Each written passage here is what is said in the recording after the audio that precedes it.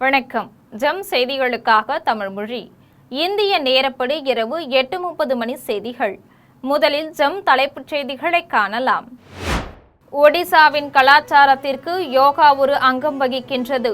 ஒடிசா வளர்ச்சியின் பாதையில் வேகமாக முன்னேறி வருகிறது என பிரதமர் நரேந்திர மோடி உரை. நான் முதல்வன் திட்ட சாதனைகளை மக்கள் மனதிலிருந்து நீக்க முடியாது. முன்னாள் முதலமைச்சர் மு.க.ஸ்டாலின் உறுதி. நடந்து முடிந்த சட்டமன்ற தேர்தலில் யார் நண்பர் யார் பகைவர் என அடையாளம் காட்டியது. திமுக அமைப்பு செயலாளர் ஆர்.எஸ். பாரதி பேட்டி.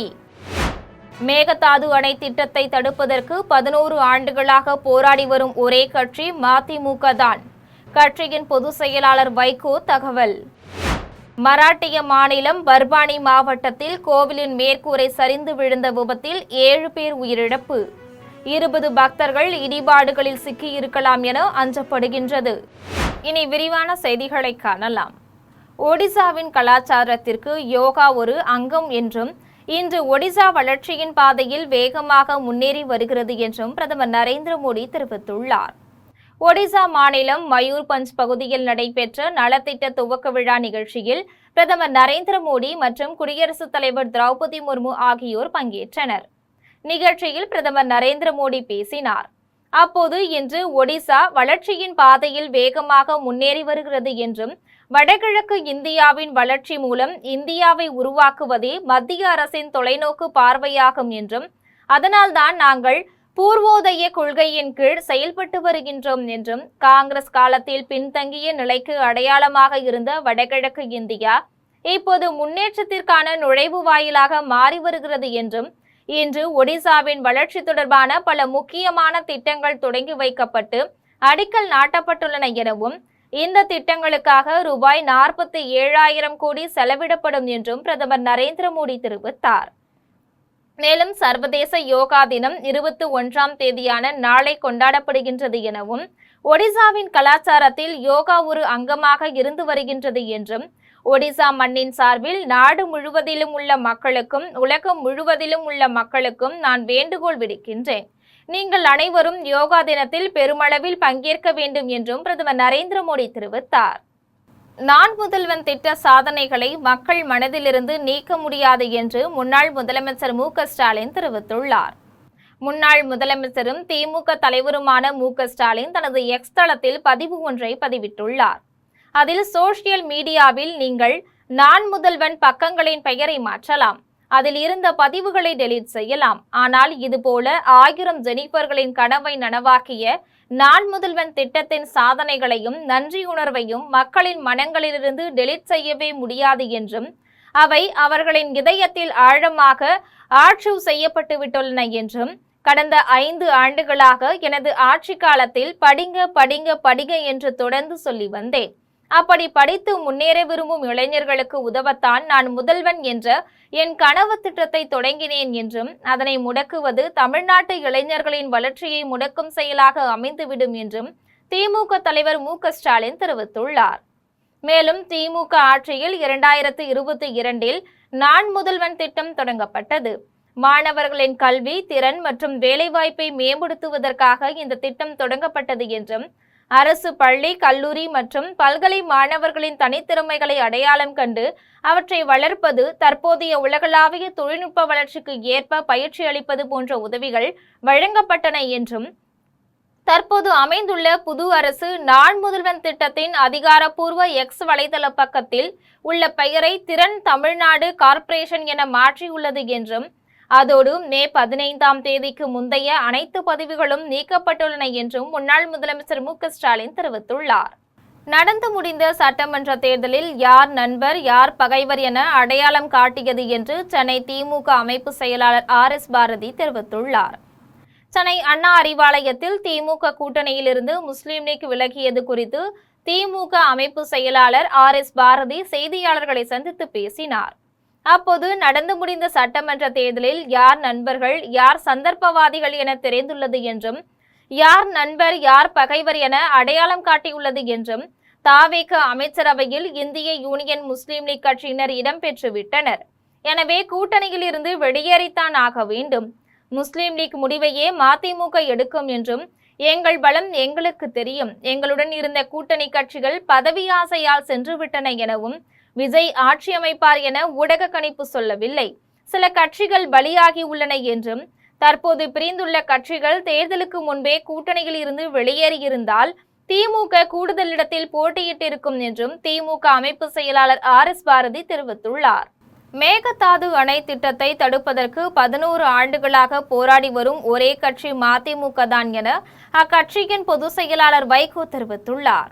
இது தொடர்பாக தேனியில் மதிமுக பொதுச் செயலாளர் வைகோ செய்தியாளர்களை சந்தித்து பேசினார்.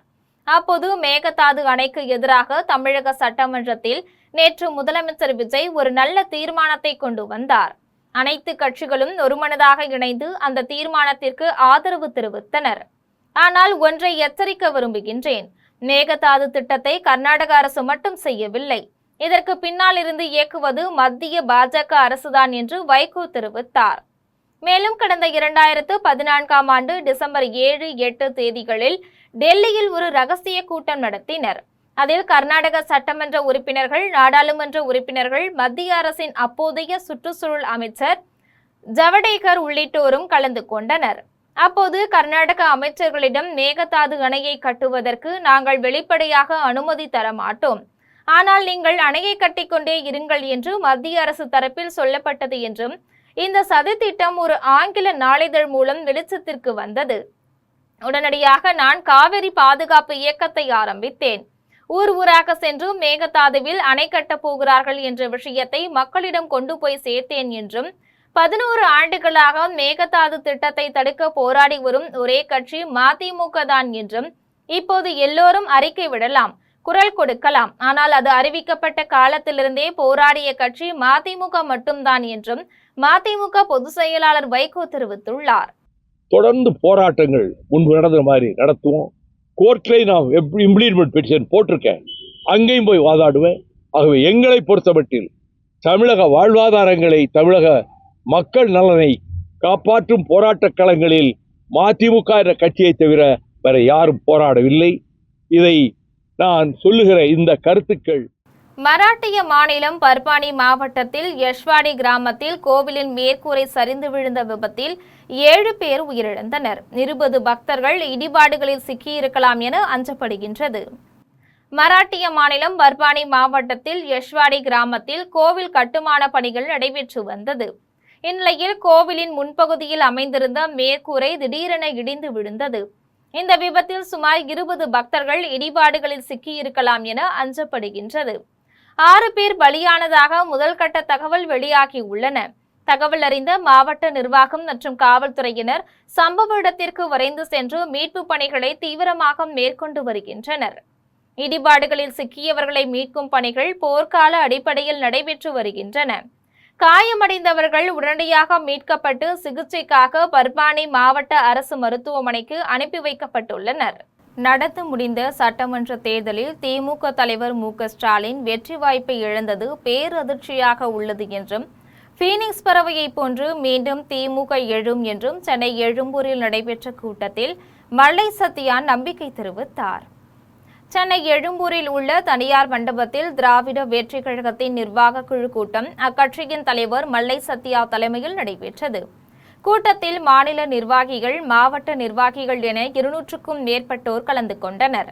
கூட்டத்தில் தமிழ்நாட்டில் நடைபெறும் கொலை, கொள்ளை, பெண்கள் மீதான பாலியல் வன்கொடுமையை இரும்பு கரம் கொண்டு அடக்க வேண்டும், உளவுத்துறை, புலனாய்வுத்துறை மிகுந்த விழிப்புடன் இருந்து தவறு நடக்கும் முன்பே தடுத்து நிறுத்தி சட்டம் ஒழுங்கு பாதுகாக்க வேண்டும், கூட்டுறவு சங்கங்களில் விவசாயிகள் பெற்ற பயிர்க்கடனை முழுமையாக தள்ளுபடி செய்வதோடு தேர்தல் நேரத்தில் மக்களுக்கு அளித்த அனைத்து வாக்குறுதிகளையும் விரைந்து நிறைவேற்ற வேண்டும் என்பன உள்ளிட்ட பல்வேறு கோரிக்கைகளை வலியுறுத்தி தீர்மானம் நிறைவேற்றப்பட்டது. கூட்டத்தை தொடர்ந்து மல்லை சத்யா செய்தியாளர்களை சந்தித்து பேசினார். அப்போது நடந்து முடிந்த சட்டமன்ற தேர்தலில் திமுக தலைவர் மு.க.ஸ்டாலின் வெற்றி வாய்ப்பை இழந்தது பேரதிர்ச்சியாக உள்ளது என்றும், பீனிக்ஸ் பறவையை போன்று மீண்டும் திமுக எழும் என திராவிட வெற்றி கழகத்தின் நிர்வாக குழு நம்புகிறது என்றும் மல்லை சத்யா தெரிவித்தார். இது தொடர்பாக மேலும் அவர் தெரிவிக்கையில், தமிழக காவல்துறையை விரைந்து முடுக்கிவிட வேண்டும். நான் ஸ்காட்லாந்துக்கான காவல்துறை, அந்த காவல்துறையை நாம் குறைத்து மதிப்பிட முடியாது. எனவே உளவு பிரிவையும் அதே போன்று மற்ற பிரிவுகளையும் முடுக்கிவிட்டு குற்றம் நடப்பதற்கு முன்பேயே தடுத்து நிறுத்தினால்தான் அது சிறப்பாக இருக்கும். 5 வயது மாணவி குழந்தை படுகொலை செய்யப்பட்டது போன்ற சம்பவங்கள் கடந்த ஆட்சியில் இதே திமுக ஆட்சியில் நடந்திருக்குமேயானால் தமிழ்நாடே பற்றி எரிந்திருக்கும். ஆனால் விஜய் ஆட்சிக்கு வந்தபோது அவரை ஒரு தலைவர், அரை உலகம் என்று பேசப்படுகின்ற அமெரிக்க தேசத்துடைய சிறந்த அதிபராக பாரக் ஒபாமாவை விட சிறந்தவர்னு மதிமுகவுடைய பொதுச் செயலாளர் வைகோ அவர்கள் சொல்லுகிறார். நேற்று தினம் சட்டமன்றத்தில் ஒரு அமைச்சர் பேசுகிறார், அவர் அவதார புருஷன் என்று சொல்லுகின்ற நிலைமைக்கு செல்ல. இன்றுள்ள அரசியல் சூழலில் திமுக கூட்டணியில் தொடர்ந்து பயணிக்க இயலாது என்றும், இடைத்தேர்தல் மற்றும் உள்ளாட்சி தேர்தல்கள் அறிவிக்கப்பட்டவுடன் தேர்தல் கூட்டணி குறித்து முடிவு செய்வோம் என்றும் இந்திய யூனியன் முஸ்லீம் லீக் மாநில பொதுக்குழுவில் தீர்மானம் நிறைவேற்றப்பட்டுள்ளது. சென்னை ராயப்பேட்டையில் இந்திய யூனியன் முஸ்லீம் லீக் கட்சியின் தமிழ்நாடு மாநில நிர்வாகிகள் பங்கேற்ற பொதுக்குழு கூட்டம் கட்சியின் தேசிய தலைவர் KM காதர் மொஹிதீன் தலைமையில் நடைபெற்றது. கூட்டத்தில் பங்கேற்றவர்களை கட்சியின் மாநில பொதுச் செயலாளர் அபூபக்கர் வரவேற்றார்.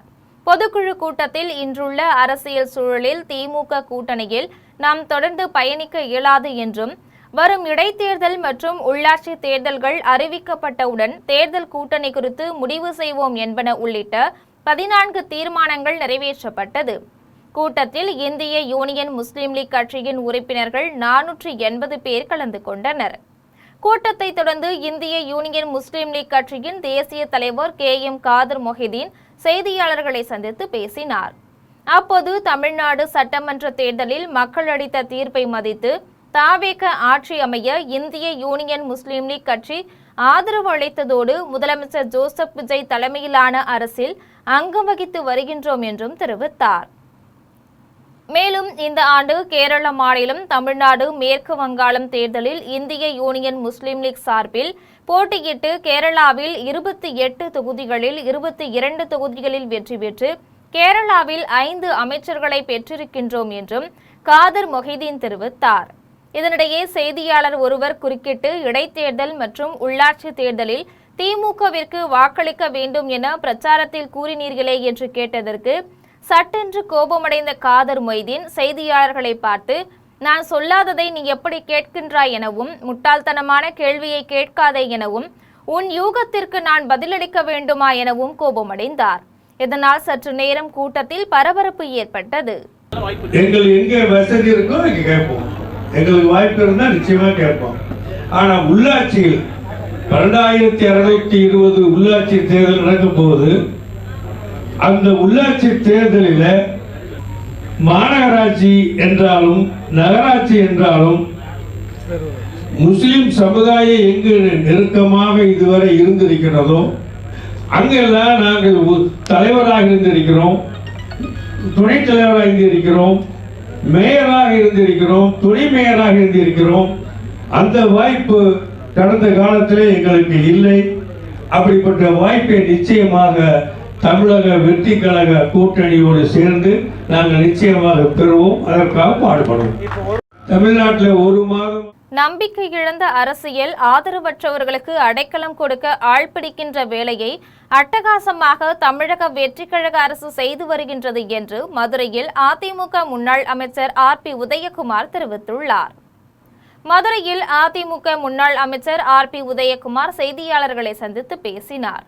அப்போது முதலமைச்சர் ஜோசப் விஜய் சட்டசபையில் மௌன விரதத்தையும், டெல்லியில் மௌன விரதத்தையும், மக்கள் பிரச்சினைகளுக்கு தொடர் மௌன விரதத்தையும் கடைபிடிக்கின்றார் என்றும், சட்டசபையில் துறை சார்ந்த அமைச்சர்களும் மௌனத்தை கடைபிடிக்கின்ற நிலையில் மொத்தத்தில் நடப்பது தமிழக வெற்றி கழக அரசா, மௌன அரசா என்பதுதான் தமிழ்நாட்டு மக்களுடைய கேள்வியை எழுப்பியுள்ளது என்றும் முன்னாள் அமைச்சர் RP உதயகுமார் தெரிவித்தார்.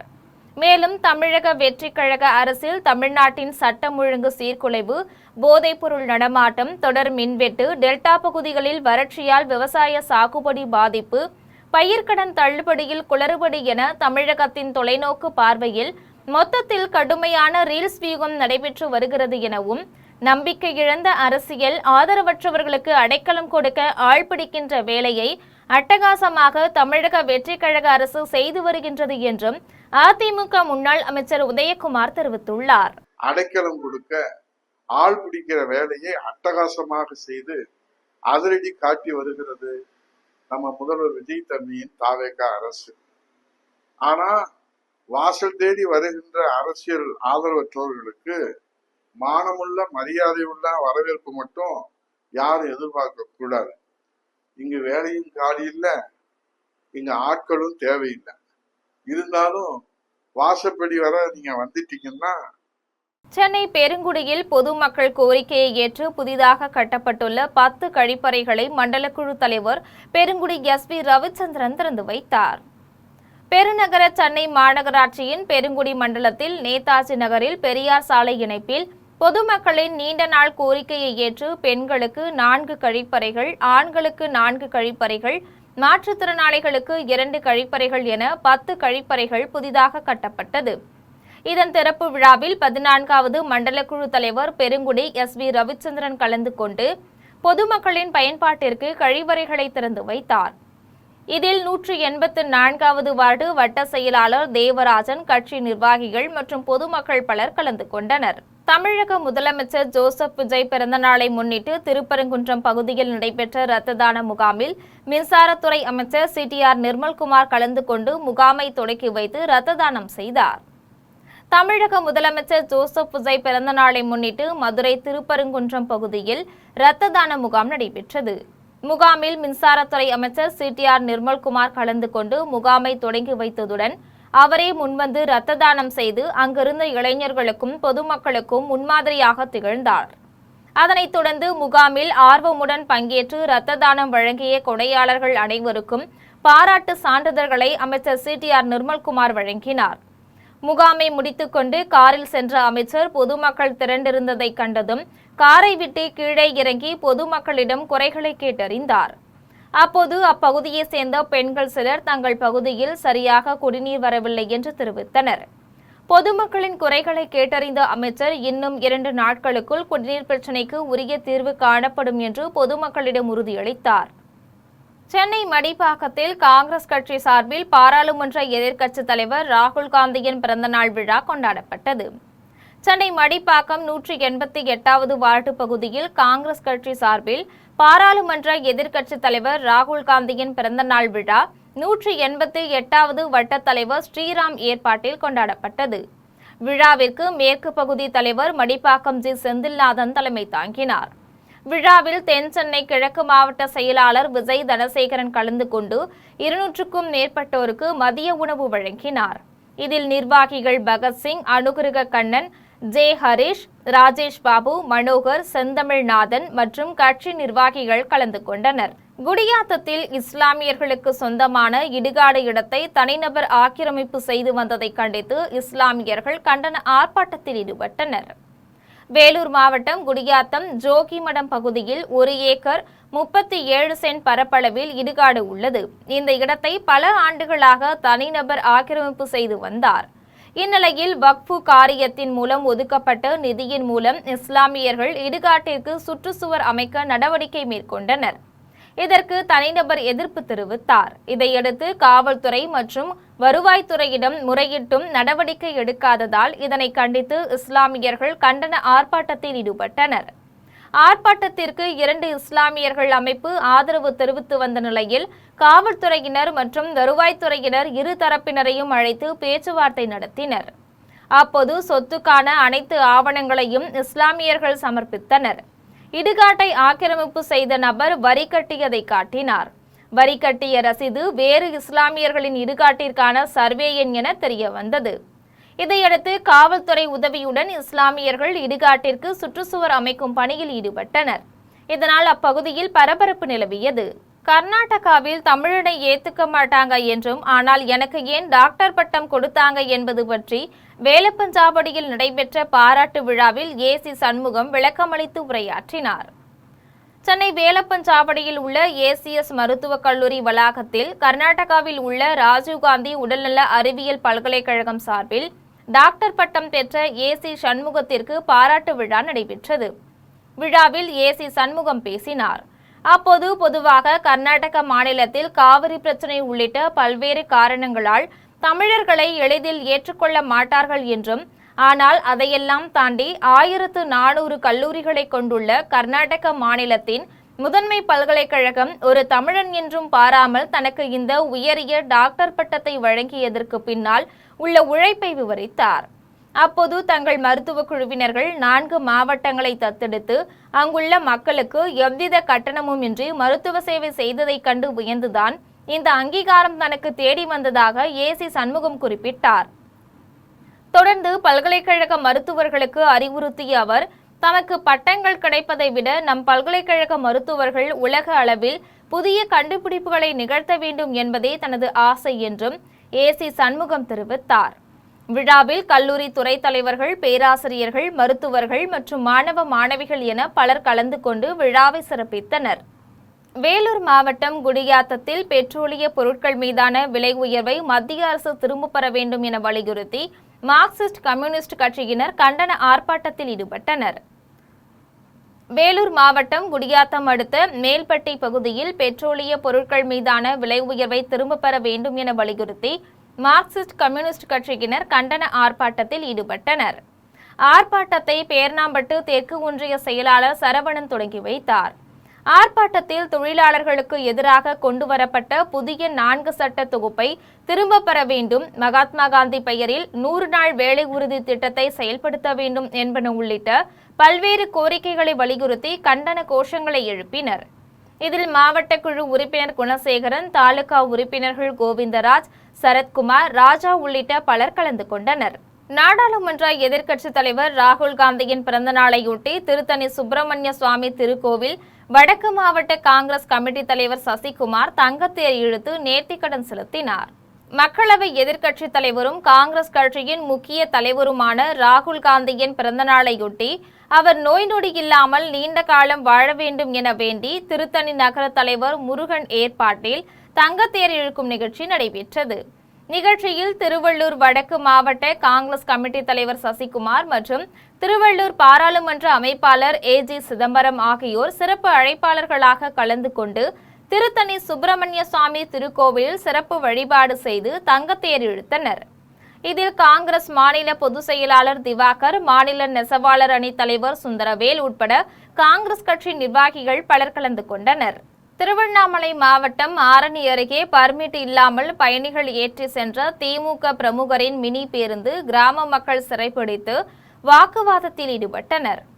திருவண்ணாமலை மாவட்டம் ஆரணி அடுத்த மட்டதாரை கிராமம் வழியாக ஹரிகுமார் என்பவரின் மினி பேருந்து கலவை முதல் ஆரணி வரை இயக்கப்படுகின்றது. இதே வழியாக திமுகவின் முன்னாள் ஆரணி சட்டமன்ற உறுப்பினர் சிவானந்தம் என்பவரின் மினி பேருந்தை செல்வம் என்பவர் ஒப்பந்தம் செய்து பர்மிட் இல்லாமல் இயக்கி வந்துள்ளார். இந்நிலையில் திமுக பிரமுகரின் பேருந்தை ஒப்பந்தம் எடுத்த செல்வம் என்பவர் ஹரிகுமார் பேருந்தை நேரத்திற்கு இயக்க விடாமல் அடிக்கடி வழிமறித்து வாக்குவாதத்தில் ஈடுபட்டு வந்துள்ளார். இந்நிலையில் திமுக பிரமுகரின் மினி பேருந்தை மட்டதாரி கிராம மக்கள் சிறைபிடித்து பர்மிட் இல்லாமல் இயக்கி வருவதாக கூறி வாக்குவாதத்தில் ஈடுபட்டனர். மேலும் 2 மினி பேருந்துகளையும் சாலையில் நிறுத்திவிட்டு இரு தரப்பினரும் வாக்குவாதத்தில் ஈடுபட்டனர். அப்போது பர்மிட் இல்லாமல் மினி பேருந்து இயக்கப்படுவது தொடர்பாக பலமுறை புகார் அளித்தும் திமுகவின் முன்னாள் சட்டமன்ற உறுப்பினரின் பேருந்து என்பதால் அதிகாரிகள் கண்டும் காணாமல் இருப்பதாக பொதுமக்கள் குற்றம் சாட்டுகின்றனர். ஜெயங்கொண்டம் அடுத்த வல்லம் கிராமத்தில் காளியம்மன் கோவில் அருகில் உள்ள அரசு டாஸ்மாக் மதுபான கடையை அகற்ற வேண்டும் என வலியுறுத்தி கோவில் முன்பு பொதுமக்கள் உண்ணாவிரத போராட்டத்தில் ஈடுபட்டனர். அரியலூர் ஜெயங்கொண்டம் அடுத்த வல்லம் கிராமத்தில் 1000க்கும் மேற்பட்ட குடும்பத்தினர் வசித்து வருகின்றனர். இந்நிலையில் பிரசித்தி பெற்ற காளியம்மன் கோவில் அருகில் 10 மீட்டர் தூரத்தில் அரசு டாஸ்மாக் கடை செயல்பட்டு வருகிறது. பிரச்சனைக்குரிய இந்த டாஸ்மாக் கடைக்கு மது குடிக்க வருபவர்களால் அப்பகுதியில் வசித்து வரும் பெண்கள், சிறுமிகளுக்கு பாலியல் குற்றங்கள் நடப்பதாகவும் அடிக்கடி வாகன விபத்துகளால் உயிர் பலி ஏற்படுவதாகவும் பொதுமக்கள் குற்றம் சாட்டுகின்றனர். மேலும் டாஸ்மாக் மதுபான கடையை அகற்ற வேண்டும் என அரசிற்கு பலமுறை கோரிக்கை வைத்தும் இதுவரை அதிகாரிகள் டாஸ்மாக் கடையை அகற்றவில்லை என அப்பகுதி மக்கள் தெரிவிக்கின்றனர். இதனால் பாதிக்கப்பட்ட வல்லம் கிராமத்தை சேர்ந்த 100க்கும் மேற்பட்ட மக்கள் ஒன்று திரண்டு காளியம்மன் கோவில் முன்பு உண்ணாவிரத போராட்டத்தில் ஈடுபட்டனர். அப்போது குடிப்பழக்கத்தால் தனது மகனை இழந்த விவசாயி ஒருவர் தனக்கு 2.5 கோடி மதிப்பிலான சொத்து உள்ளது என்றும், டாஸ்மாக் கடையால் குடிப்பழக்கம் ஏற்பட்ட மகன் இறந்து விட்டான், டாஸ்மாக் கடை நிர்வாகம் மற்றும் தமிழக அரசு எனது மகனை திரும்ப தருமா, அல்லது எனது சொத்தை டாஸ்மாக் கடைக்கு எழுதி வைத்து விடவா என கேள்வி எழுப்பினார். மேலும் தனது மகனை உயிர்ப்பித்து தந்தால் இந்த போராட்டத்தை கைவிடுவதாகவும் விவசாயி அறிவித்தது போராட்டத்தில் ஈடுபட்டவர்கள் அனைவரையும் கண்கலங்க செய்தது.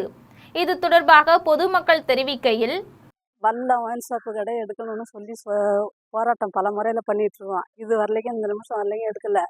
நாங்கள் அரியலூரில் போய் பேட்டி கொடுத்து மனு எடுத்து போட்டா பிடிச்சிட்டு வந்துட்டோம். திரும்பி ஸ்டேஷனில் கொடுத்தோம். இங்கே உண்ணாவிரதம் இன்னைக்கு இப்போ வரைக்கும் இருக்கிறோம்.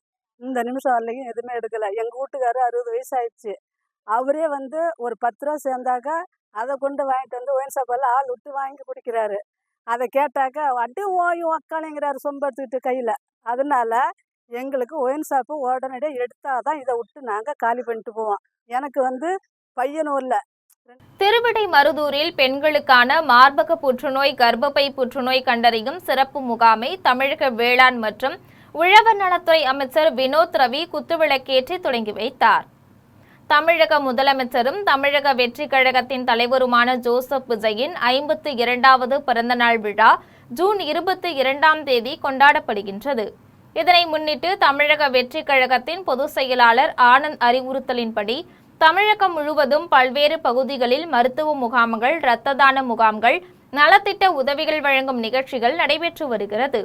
அந்த வகையில் தஞ்சை கிழக்கு மாவட்ட சட்ட ஆலோசகர் அணி சார்பில் மாவட்ட சட்ட ஆலோசகர் அணி ஒருங்கிணைப்பாளர் அசன் முகமது ஏற்பாட்டில் திருவிடைமருதூர் சாரதா திருமண மண்டபத்தில் பெண்களுக்கான மார்பக புற்றுநோய், கர்ப்பப்பை வாய் புற்றுநோய் உள்ளிட்டவற்றை கண்டறியும் சிறப்பு முகாம் நடைபெற்றது. முகாமை தமிழக வேளாண் மற்றும் உழவர் நலத்துறை அமைச்சர் வினோத் ரவி குத்துவிளக்கேற்றி வைத்து தொடங்கி வைத்தார். அதனைத் தொடர்ந்து திருவிடைமருதூர் பேரூராட்சியில் பணியாற்றும் தூய்மை பணியாளர்களுக்கு திருவிடைமருதூர் பேரூர் தாவேக சார்பில் அரிசி, காய்கறி, சேலை உள்ளிட்ட நலத்திட்ட உதவிகள் வழங்கப்பட்டது. இதில் திருவிடைமருதூர் வட்டார மருத்துவ அலுவலர் பிரேமா, வேப்பத்தூர் அரசு ஆரம்ப சுகாதார நிலைய மருத்துவ அலுவலர் ஸ்வாதிகா, தாவேக மாவட்ட பொருளாளர் சந்திரன், மாவட்ட செயற்குழு உறுப்பினர் அருண், மாவட்ட சட்ட ஆலோசகர் அணி இணை அமைப்பாளர் ஜான், பேரூர் செயலாளர் கோகுல் உள்ளிட்ட பலர் கலந்து கொண்டனர். தமிழக முதலமைச்சர் ஜோசப் விஜயின் 52வது பிறந்த நாளை முன்னிட்டு மேலூரில் தாவேக சார்பில் இரத்த தான முகாம் நடைபெற்றது. தமிழக முதலமைச்சர் ஜோசப் விஜயின் 52வது பிறந்த நாளை முன்னிட்டு மேலூர் மத்திய ஒன்றியத்தின் தாவேக செயலாளர் மனோஜ்குமார் ஏற்பாட்டில் மதுரை மாவட்டம் மேலூர் அரசு மருத்துவமனையில் இரத்த தான முகாம் நடைபெற்றது. முகாமினை வடக்கு மாவட்ட செயலாளர் விஷால் கிருஷ்ணா தொடங்கி வைத்தார். முகாமில் தமிழக வெற்றி கழக நிர்வாகிகள், பெண்கள் உட்பட 100க்கும் மேற்பட்டோர் கலந்து கொண்டு இரத்த தானம் வழங்கினர். முகாமில் மேலூர் அரசு மருத்துவமனையின் தலைமை மருத்துவர் ஜெயந்தி, குழந்தைகள் நல மருத்துவர் செந்தில்குமார், தாவேக வடக்கு மாவட்ட செயலாளர் விஷால் கிருஷ்ணா ஆகியோர் கலந்து கொண்டு இரத்த தானம் வழங்கியவர்களுக்கு பாராட்டு சான்றிதழ் வழங்கினர். மழைக்காலம் தொடங்க உள்ள நிலையில் மதுரை மேலூர் பகுதியில் மின்கம்பிகள் செல்லும் பாதையை மின்துறையினர் கண்காணிக்க வேண்டும் என பொதுமக்கள் கோரிக்கை விடுத்துள்ளனர். மதுரை மாவட்டம் மேலூர் மற்றும் அதன் சுற்றுவட்டார பகுதிகளில் காற்றுடன் 2 மணி நேரத்திற்கும் மேலாக மழை பெய்தது. இதனால் பெருமாள்பட்டி பகுதியில் சாலையோரம் இருந்த பழமையான மரம் அருகில் சென்ற மின்கம்பிகள் மீது வேரோடு சாய்ந்ததில் மின்கம்பிகள் அறுந்து விழுந்தது. இதையடுத்து அருகில் இருந்தவர்கள் மின் நிலையத்திற்கு அளித்த தகவலின் பேரில் உடனடியாக அப்பகுதியில் மின்சாரம் நிறுத்தப்பட்டது. இதனால் பெரும் அசம்பாவிதம் தவிர்க்கப்பட்டது. இந்நிலையில் தற்போது மழைக்காலம் தொடங்க உள்ளதால் மின்கம்பிகள் செல்லும் பாதையை மின்சாரத்துறையினர் தொடர்ந்து கண்காணிக்க வேண்டும் என பொதுமக்கள் கோரிக்கை விடுத்துள்ளனர். சென்னை சாஸ்திரி நகர் காவல் நிலையத்தில் சட்டம் ஒழுங்கு காவல் ஆய்வாளருக்கும் அதே காவல் நிலையத்தில் பணியாற்றக்கூடிய போக்குவரத்து புலனாய்வு காவல்துறையினருக்கும் இடையே வாக்குவாதம் ஏற்பட்டதால் பரபரப்பு நிலவியது. சென்னை சாஸ்திரி நகர் காவல் நிலையத்தில் சட்டம் ஒழுங்கில் பணியாற்றக்கூடிய வாகனம் மட்டுமே நிறுத்தப்பட வேண்டும் என்றும், கிரைம் மற்றும் போக்குவரத்து புலனாய்வு காவல்துறையினரின் வாகனங்கள் நிறுத்தக்கூடாது என சாஸ்திரி நகர் காவல் ஆய்வாளர் ரோஹிணி தெரிவித்தார். இதனால் அதே காவல் நிலையத்தில் பணியாற்றும் போக்குவரத்து புலனாய்வு காவல்துறையினருக்கும் சட்ட ஒழுங்கு காவல் ஆய்வாளர் ரோஹிணிக்கும் வாக்குவாதம் ஏற்பட்டது. இதனால் சாஸ்திரி நகர் காவல் நிலையத்தில் பரபரப்பு நிலவியது. திண்டுக்கல்லில் செயல்படும் GTN கலைக்கல்லூரியில் நடைபெற்ற 58வது பட்டமளிப்பு விழாவில் பங்கேற்ற சென்னை உயர்நீதிமன்ற முன்னாள் நீதியரசர் R. சுரேஷ்குமார் மாணவர்களுக்கு பட்டங்களை வழங்கிய போது கல்வி என்பது வேலைவாய்ப்பிற்காக மட்டுமல்லாமல் நல்ல குடிமக்களை உருவாக்குவதற்கு பயன்பட வேண்டும் என்று தெரிவித்தார். திண்டுக்கல்லில் செயல்படும் ஜிடிஎன் கலைக்கல்லூரியின் 58வது பட்டமளிப்பு விழா கல்லூரி வளாகத்தில் உள்ள அப்துல் கலாம் அரங்கில் நடைபெற்றது. விழாவிற்கு கல்லூரி செயலாளரும் தாளாளருமான லயன் முனைவர் கே ரத்தினம் தலைமை தாங்கினார். பொறுப்பு முதல்வர் முனைவர் இன்பலட்சுமி அனைவரையும் வரவேற்று கல்லூரி அறிக்கையை சமர்ப்பித்தார். விழாவில் வேலூர் மாவட்ட முன்னாள் ஆட்சியர் ராஜேந்திரன், சென்னை உயர்நீதிமன்ற முன்னாள் நீதியரசர் ஆர் சுரேஷ்குமார் ஆகியோர் சிறப்பு விருந்தினர்களாக கலந்து கொண்டு 1280 மாணவர்களுக்கு பட்டங்களை வழங்கி பேருரையாற்றினர். முன்னாள் மாவட்ட ஆட்சியர் ராஜேந்திரன் பேசும்போது, மாணவர்கள் உயர்ந்த இலக்குகளை அடைய தன்னம்பிக்கையுடன் கடின உழைப்பின் மூலம் முன்னேற வேண்டும் என்றும், பெற்றோர் மற்றும் ஆசிரியர்களை மதித்து ஒழுக்கத்துடன் சமூகத்திற்கு பயனுள்ளவர்களாக விளங்க வேண்டும் என்றும் வலியுறுத்தினார். நீதியரசர் ஆர் சுரேஷ்குமார் பேசும்போது, கல்வி என்பது வேலைவாய்ப்பிற்காக மட்டுமல்லாமல் நல்ல குடிமக்களை உருவாக்குவதற்கு பயன்பட வேண்டும் என்றும், மாணவர்கள் நல்ல சிந்தனைகளுடன் உயர்ந்த பண்புகளுடன் கடின உழைப்பின் மூலம் வெற்றி பெற வேண்டும் என்றும் தெரிவித்தார். மேலும் மொழி, பண்பாடு மற்றும் சமூக பொறுப்புகளை பாதுகாத்து சமூக நலனுக்காக பணியாற்ற வேண்டும் என்றும் அறிவுறுத்தினார். விழாவில் பட்டம் பெற்ற மாணவர்கள் உறுதிமொழி ஏற்றுக்கொண்டனர். விழாவில் கல்லூரி நிர்வாகிகள், முதல்வர்கள், துறை தலைவர்கள், பேராசிரியர்கள், பெற்றோர்கள் மற்றும் மாணவர்கள் கலந்து கொண்டனர். விழாவிற்கான ஏற்பாடுகளை கல்லூரி இயக்குனர் முனைவர் ஆர் துரை சிறப்பாக செய்திருந்தார். ஆண்டிமடம் அடுத்த கொடுக்கூர் கிராமத்தில் அமைந்துள்ள திரௌபதி அம்மன் திருக்கோவிலில் தீமிதித்தல் மற்றும் தேர் திருவிழா வெகு விமரிசையாக நடைபெற்றது. அரியலூர் மாவட்டம் ஆண்டிமடம் அடுத்த கொடுக்கூர் கிராமத்தில் அமைந்துள்ள திரௌபதி அம்மன் திருக்கோவிலில் தீமிதித்தல் மற்றும் தேர் திருவிழா சிறப்பாக நடைபெற்றது. விழாவின் முன்னதாக நாள்தோறும் பகலில் மகாபாரத சொற்பொழிவு நடைபெற்று வந்தது. அதன்படி தருமர் பிறப்பு, அர்ஜுனன் பிறப்பு, அம்மன்யு பிறப்பு, அர்ஜுனன் வில் வளைத்தல், அர்ஜுனன் மாடு விரட்டுதல், திரௌபதி திருமணம், பூச்செறிதல், அரவான் கடபலி உள்ளிட்ட 18 நாட்கள் நடைபெற்றது. இதேபோன்று இரவில் ஒவ்வொரு நாளும் மகாபாரத நாடகம் நடைபெற்றது. மகாபாரத விழாவை மண்டகப்படியாக கொடுக்கூர் கிராம மக்கள் கொண்டாடி வந்தனர். மேலும் திரௌபதி அம்மன், தர்மர், பீமன், அர்ஜுனன், நகுலன், சகாதேவன், கிருஷ்ணர், அரவான் ஆகிய தெய்வங்களின் வீதி உலா நிகழ்ச்சி நடைபெற்று வந்தது. இறுதி நாளான 18ஆம் நாள் தீமிதி விழா நடைபெற்று அப்போது திரௌபதி அம்மனுக்கு சிறப்பு பூஜைகள் நடைபெற்றதை அடுத்து கோவிலின் முன்பு அமைக்கப்பட்டிருந்த தீக்குண்டத்தில் கோவில் பூசாரிகள் மற்றும் காப்பு கட்டி விரதமிருந்த பக்தர்கள் தீயில் இறங்கி தீ மிதித்து நேர்த்திக்கடன் செலுத்தினர்.